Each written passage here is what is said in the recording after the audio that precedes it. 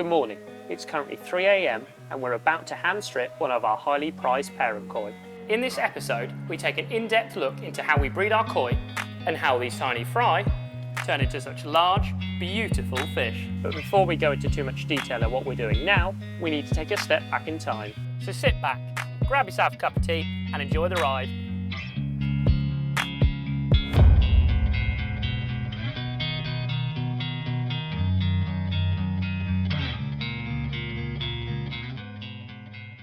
My name is Sam, and my job in this video is to show you the step-by-step process of how we breed our koi.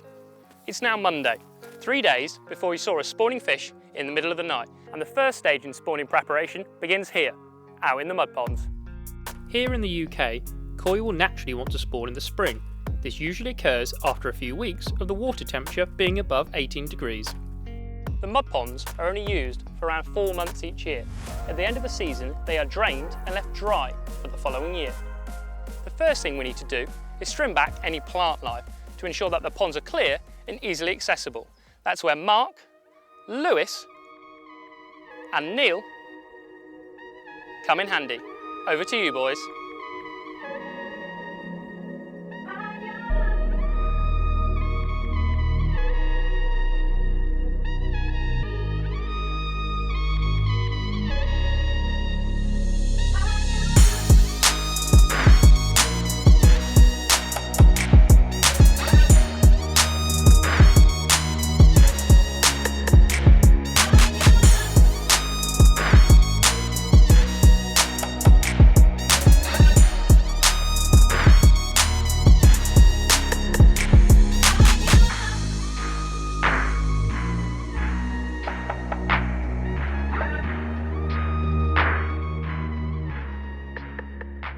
Now that the ponds are trimmed, it's time to turn the tap on. The name Cuttlebrook Koi Farm comes from a small river that runs past the farm, called the Cuttlebrook. All of the water for the farm comes from this water supply. The water for the mud ponds is filled by a large pump, which pumps directly into the ponds via a series of underground pipework. Fast forward 48 hours and the pond is now full.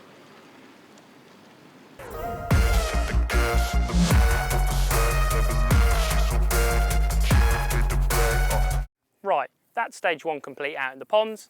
Now to prepare the spawning tanks. These purpose-built fiberglass tanks are designed specifically for spawning. Firstly, we need to ensure they are spotlessly clean. As Mark would say, they've got to be clean enough to eat your dinner off them. Once they are clean, and Mark has given his approval, we can start to fill these tanks with water. The tanks are only filled to a shallow depth, just enough to cover the backs of the koi. Next, we will lace the tanks with spawning brushes. These brushes provide the female with a suitable place to lay her eggs. She needs the presence of them to help to decide if this is a suitable environment to lay her eggs or not. She needs the reassurance that this is a safe space, somewhere where her babies have the best chance of survival. This is very similar to a shallow, reedy part of a lake, often where carp or koi will spawn naturally. Now that the tanks are clean and ready, it's time to get the parent koi. All of our koi are bred from Japanese parents, and over the course of many years, Mark has carefully hand-selected some special fish from Japan he feels provide the best genetics and traits for us to breed from.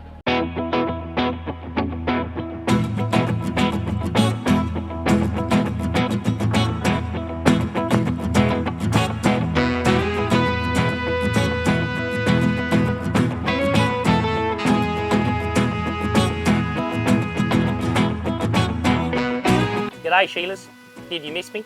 So tell me, mate, how'd you stop them spawning in the tank by themselves? Well, to stop any unwanted spawning activity, the males and females are kept in separate tanks. This tank contains only females, including 2 which we're going to spawn tonight. First up, we have a variety known as a showa. This female is around 5 years old and was purchased from a koi farm in Japan called Issa Koi Farm. Issa Koi Farm is regarded as one of the best breeders of showa in the world.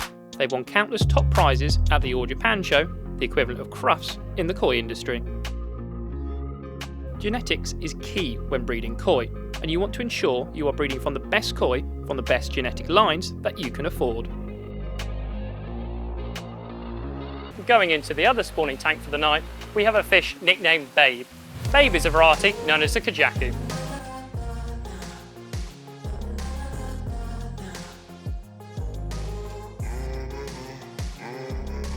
And finally, we have the males, who are still large in size, but compared to the females are considerably smaller and subsequently easier to move and handle. Female koi are generally larger frame fish than male koi. This is because the females need a bigger body frame to carry the large amount of egg mass they produce each year. In comparison, males are usually much leaner, skinnier fish. Females will bulk at an egg mass each year prior to spawning, which can be up to an additional 25% of the female's body weight, seen very clearly by the size of the belly on this female shower. Now all the males and females are in their relevant tank, our job for now is done. We'll come back later tonight and check on them to see how they're getting on.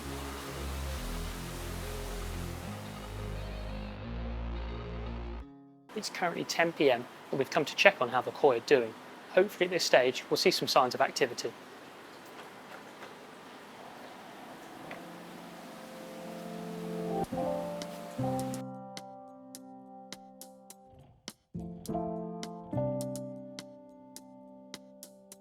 Both the males and females will go through a cleaning stage prior to spawning, where they go around sucking the ropes and the walls of the tank in an effort to ensure that the area is safe for them to lay their eggs.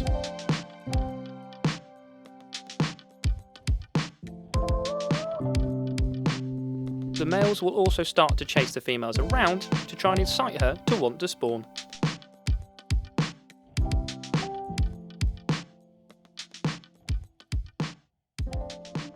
From the looks of things, we have positive signs of spawning activity in both tanks. However, I think we can help push things along a little. Time for Mark to work his magic.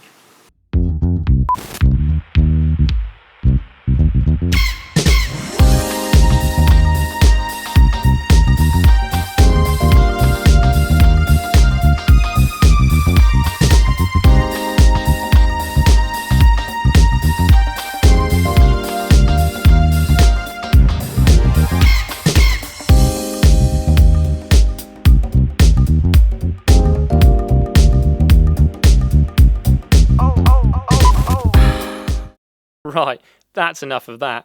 Let's head back to the storyline. It's time for us to get a little bit of sleep before the action begins. Good night.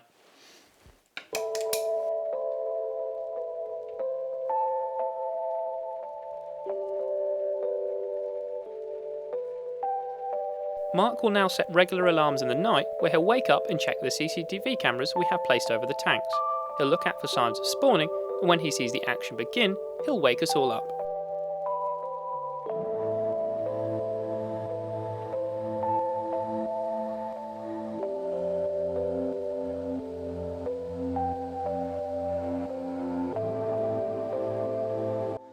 Good morning guys, it's currently 3 AM and Mark has just woken up to say the shower has started spawning.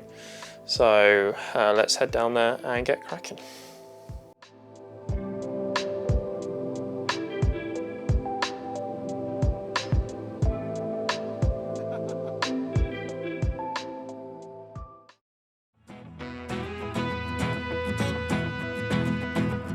So when a man fish loves a female fish, how do they, you know?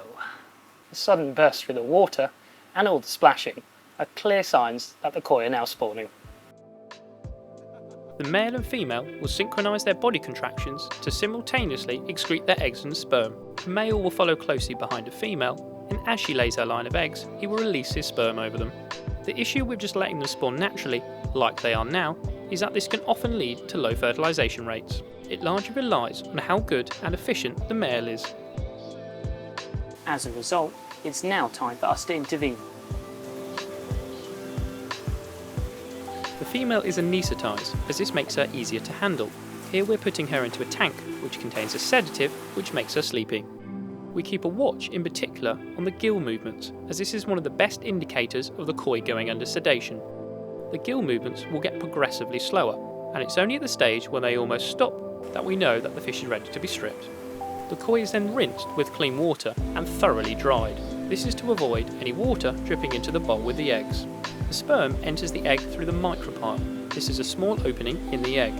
this closes after it comes into contact with water, so we want to avoid this happening before we have a chance to add the sperm. To remove the eggs from the female, her belly is massaged in a gentle motion towards the vent. A female koi will produce around 100,000 eggs per kilo of body weight. The eggs are roughly around 1 mm in diameter and 1 mg in weight, so in 100 grams of eggs you will have approximately 100,000 eggs. Next up, we need to catch the male so we can get some milk. Just as we did with the female, the male is added to the bowl of anaesthetic. We need to knock him out. See, he's losing complete equilibrium right now. He's got no sense of resistance. The male is also massaged in a gentle motion towards the vent. Stop. A bit lowered, a bit more to you. In this little, that's it. Yeah, that's better to do it. A lot of sperm. Ready? Yeah. The sperm is then collected in a syringe before being spread over the eggs. That's it. Okay.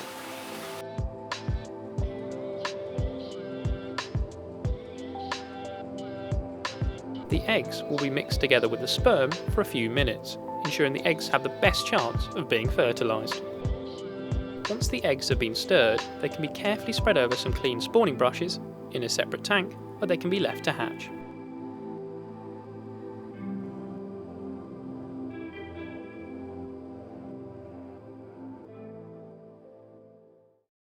Good morning guys, it's now 5 in the morning.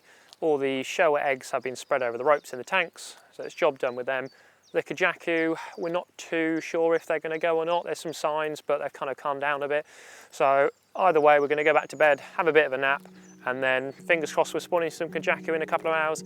If not, we've got to crack on, and we've got a busy day on the farm anyway. See you shortly.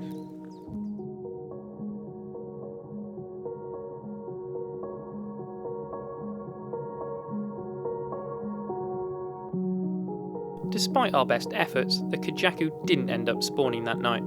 To be honest, that is koi farming for you, and things rarely go exactly how you planned. But on a positive note, the show produced a lot of eggs, and it's time for us to take a look down the microscope at how they're developing.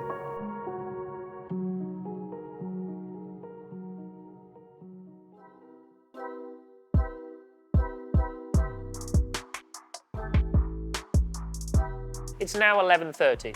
Just over 6 hours after the eggs and sperm were mixed together. I've taken a small sample of eggs out of the tank to show you the drastic development these little eggs have already gone through. Fertilisation to the eggs hatching takes around 3 days, temperature dependent.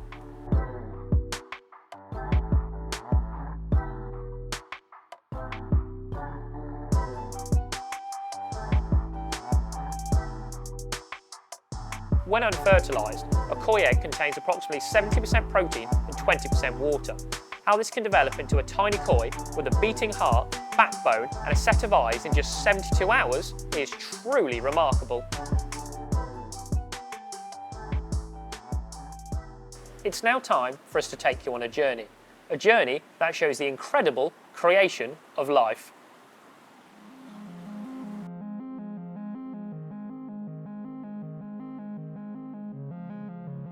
Just 6 hours in, and cell division is already well underway, seen most clearly around the outside of the egg.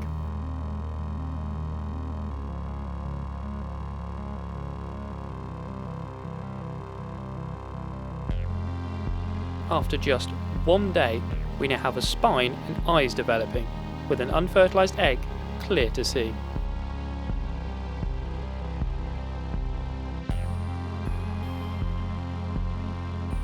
At the 72-hour mark, a beating heart is now clearly visible.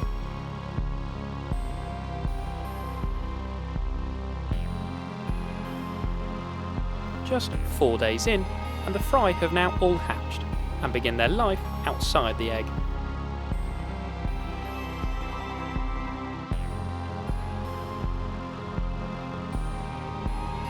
A further 24 hours and the fry have taken their first gulp of air, which fills their swim bladder, enabling them to become a free-swimming fish.